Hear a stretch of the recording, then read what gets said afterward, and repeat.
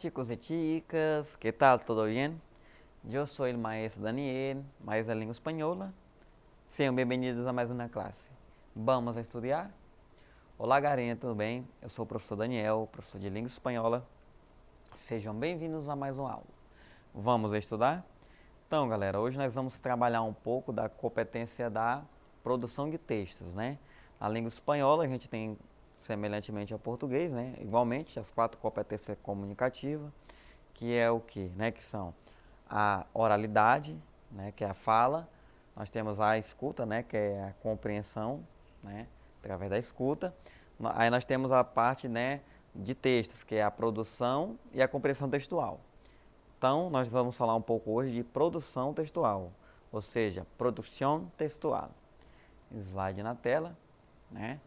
Nós temos aí o nosso conteúdo de hoje, de produção textual, e ele aprende a sendo e a se pensando, né? Ou seja, a pessoa aprende fazendo e pensando ao mesmo tempo, né? Para construir um texto livre. Então, vamos lá, né? Escrever, né? E redatar. Nós temos duas palavras, né, que parecem sinônimos, né, porém elas têm uma pequena diferença, né, redatar e escrever. Escrever é o que? Um processo onde ela involucra o significado da consciência. Ou seja, escrever, né, é o ato de você colocar aquilo que está na sua cabeça, né, no pensamento, para o papel. Ou seja, é colocar o que está na cabeça para o papel, o que você está pensando, né? Então, ali diz, né? Não basta colocar signos. O que são os signos? São as letras, né? Tudo que envolve a simbologia, os signos da língua portuguesa. E um papel em branco. É o que? É colocar uma ação de pensamento que comunica ao outro. Ou seja, não escrever, produzir, não trata somente, né, de colocar os signos, né? A língua portuguesa em ação ali, né? As palavras. Mas é o que? Você colocar o pensamento, é a expressão do pensamento, né? Redactar, né? O que? Escrever o pensamento de outro, é escrever o pensamento do outro, né? Como, por exemplo, a secretaria transmite o pensado insurgerente. Então, o que acontece? A diferença é essa. Ao redatar, você escreve o pensamento de outra pessoa, né? Ou seja, fala de outra pessoa, né? É como se a pessoa estivesse falando, né? Ela está falando e você, por exemplo, vai ter que fazer uma transcrição, né? Isso é muito comum nesse tipo de texto, né? Quando a gente vai fazer uma transcrição, eu tenho que anotar o que a outra pessoa está falando, né? É o que geralmente alguns de vocês fazem quando o professor está explicando a matéria, né? Na frente ali, no quadro. Você está o quê? Você está expressando o pensamento do outro, né? Ele está falando, você está anotando. Ele está escrevendo, você está copiando, né? Então, isso é expressar o pensamento do outro. E já o escrever, né? Ele vem do nosso pensamento, é a nossa criatividade, é a nossa produção. O que estamos pensando que vai para o papel, e não o pensamento do outro. Então, o que disse e como se disse, né? Ou seja, o que disse e como se diz, né? O que diz e como se diz. O importante a escrever não é só formar um sino o sufundo, né? Ou seja, não é só se preocupar ali nos elementos gramaticais da escrita, se está certo, se está errado, né? Acentuação, pontuação, essas questões. Né? Claro que sabemos que isso também é importante, mas não é o mais importante, né? Então, para manter um bom léxico, basado em um bom manejo da semântica, né? Semântica está atrelada a significado, né? Para evitar malas interpretações e enriquecer o texto. Ou seja, a gente deve escrever bem, né? Deve tentar manter o texto mais coerente, mais coesivo possível, dentro de um campo de sentido, de significado, de uma parte do texto com a outra, né? Fazer uma relação, né? Por quê? Porque isso vai ajudar, né? Quem for ler o nosso texto a interpretar, né? Então, nós temos ali alguns tópicos, né? Planificar, redatar e revisar, né? Então, vamos trabalhar um por um aqui, né? Então, escrever é um ato de criação, né? Então, escrever é um ato de criação, né? E aí, galerinha, quando a gente fala em criação, né? Para aumentar o nosso poder de criatividade, né? O que se faz necessário para a gente ser um bom escritor? Primeiro que a gente seja um bom leitor, né? A gente geralmente, a gente é um fruto do meio, né, que a gente está inserido. Então, se eu não sou um bom leitor, ou seja, não tenho o costume de ler, dificilmente eu vou ter o costume de escrever, né? E aí eu vou ter muita dificuldade na escrita, né? Se você é um bom praticante da leitura, consequentemente você será um bom escritor também, né? A gente vê muito isso quando passamos a atividade, né, de produção textual. A gente vê essa disparidade, né, essa diferença entre os diversos níveis de texto, né, diversas produções. Alguns textos têm mais coesão e coerência, alguns têm mais embasamento, alguns têm uma melhor forma de expressar, né, de interpretar. Alguns outros a gente não entende nem o que está escrito, porque até o signo está prejudicado ali, né? Com aqueles garranchos, aquele negócio, a gente não consegue entender, né? Aí uma hora ou outra a gente pede, refaz, coloca uma letra legível, não estou compreendendo, né? Então, essa falta de prática na escrita, né? Faz com que nós, né, sejamos poucos criativos, né? Quando a gente escreve muito, a gente pratica a criatividade. Então, é importante que vocês, né, escrevam, que leiam, né, bastante, principalmente para você ter base, né, para a sua escrita. Então, a criação, ela é fruto também, né, de um conhecimento de mundo, né, de um conhecimento geral, tá?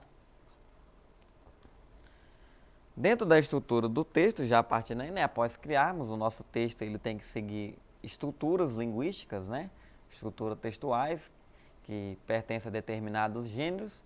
Nós temos o parágrafo, né, que é o parágrafo, né? Então, o que é um parágrafo ou parágrafo, né? É uma sequência de orações simples ou compostas, né? Ou seja, uma sequência de orações simples e compostas, né? Orações são frases, pessoal, são frases que tenham verbos, tá? Então, qualquer frase com verbo é considerada de oração, né? Oração simples, se ela tiver só um verbo, né? Oração composta, se ela tiver mais de um verbo, né? Geralmente as orações, quando vocês estiverem estudando mais a fundo ali, questão de algumas classes gramaticais, e estiverem estudando conjunção, aí vocês vão verificar essa questão da relação, né, entre as orações simples, compostas, a questão de coordenação, subordinação, mas isso é assunto mais para frente, tá? Que vocês têm que ter ideia agora em mente é que um parágrafo é uma sequência de frases, né, de frases ou orações que tenham verbos, né? Então é uma sequência de frases, né, sequência de palavras, de frases que formam ali um sentido, uma ideia, né? Isso aí é um parágrafo, tá? E aí o que? Eles têm que levar coerência e coesão, né? Com o tema central da sua contextualização, ele é sintetizado e se entrelaça com conectores e signos de pontuação, né? Como eu disse, mais para frente, claro que a ideia de parágrafo você já tem que ter, né? Até para vocês produzirem um texto, né? Eu vejo alunos que, ao escrever um texto, ele não divide o texto em parágrafo, fica um texto único ali, né? Então fica aquele negócio cansativo, né? E fora da estrutura. Você tem que dividir o texto em parágrafos, né? Claro que essa questão dos conectores, os elementos conectivos, né? As conjunções, o estabelecimento das relações entre as partes do texto, é um assunto que você vai desenvolver mais para frente, né? Mas o que você tem que ter ideia de momento é que você precisa ter uma sequência lógica, dividir seu texto em parágrafos, né? Ou seja, eu começo uma ideia e termino essa ideia, é um parágrafo, né? Aí você usa, né? Divide as frases com as vírgulas certinho, né? Pontuação, essa questão, ponto parágrafo, para começar um novo parágrafo, né? Com uma nova ideia ou com uma ideia relacionada à anterior, né? Mas de um outro ponto de vista, tá? Quais são as características do parágrafo, né? Características dos parágrafos, né? Então, os parágrafos eles podem ser informativos, né? Que transmitem ali as informações, os funcionais, né? Que fazem o quê, né? Desenvolvem o conteúdo sem relacionar, né? Um parágrafo com outro. É o que eu disse anteriormente. Um parágrafo ele pode ter relação com o anterior, né? Ou não, ele pode ser um novo ponto de vista, né? Então, ali tem um exemplo. Nuestra universidade es una institución basada en la humanización y desarrollo del ser humano, llevando consigo la superación material y espiritual según el PAPS, o Proyecto Acadêmico Pedagógico Solidário, né? Então, a nossa universidade, instituição baseada na humanização, desenvolvimento do ser humano, levando consigo a superação material e espiritual, segundo aí, né, o PAPS, que é o que? Projeto Acadêmico Pedagógico Solidário. Tá? Alguns métodos para construir parágrafos, né? Nós temos o dedutivo, que é o que? A gente deduzir a ideia temática, né? Iniciar com a proposta inicial, né? Uma proposta inicial de texto ali, que é do método dedutivo. Nós temos o indutivo, né? Que ele leva a pessoa a induzir por aquilo ali, né? Temos uma mescla do indutivo com dedutivo, né? Que é uma junção dos dois, né? E tem um entreverado, né, que se distingue pelo difícil modo de se situar a ideia temática do começo, ou seja, quando ele se divide ali, né, em ideias ou contrárias, né, por meio da oposição, geralmente iniciada por uma conjunção adversativa, tá? Mas essa questão de estrutura mesmo, né, é uma questão que você vai desenvolver mais para frente, né? A ideia nossa aqui é termos como parágrafo, né, um princípio de raciocínio ali coerente, né, para você dividir os seus textos, tá? Então, a leitura criativa, né, depende da interpretação, da argumentação e a produtividade, né? Como eu disse, você deve ler bastante, né? Você deve praticar principalmente a argumentação e os textos argumentativos, né? Eles nos levam, né, a nos desenvolvermos, né? Principalmente para momentos futuros aí, né? De vocês quando entrarem no ensino médio, já começarem a se preparar para a redação do Enem, né? Então, essa questão de trabalhar baseado nos argumentos, com temas que aguçem nosso argumento, né? Temas polêmicos, sociais, referente ao nosso dia a dia, ele pode também nos tornar pessoas mais criativas. Então nós temos ali o manejo de texto para escrever, né? Que é o manejo, a forma como escrever, né? Nós temos aí uma referência de Van Dijk, que disse que o importante na comunicação é o manejo de texto para a produção de informações, né? Ou seja, o importante da comunicação é o manejo do texto para a produção de informação, né? Ou seja, a forma como você escreve, né? O público a que você se dirige. A compreensão também é importante e não só se deve tomar como estratégia, sino como objeto de estudo, né? Então, a compreensão, como eu digo, né, depende o que também de você ser um bom leitor, né, para você começar a treinar essa questão da compreensão textual, né. Argumentar também descrever, né? Quando argumentamos, descrevemos provocando o leitor sensibilidade, né? Ou seja, como eu disse anteriormente, os textos argumentativos, né, eles afloram a nossa criticidade, né, e despertando a nossa criatividade, né, para escolher os melhores argumentos, tá?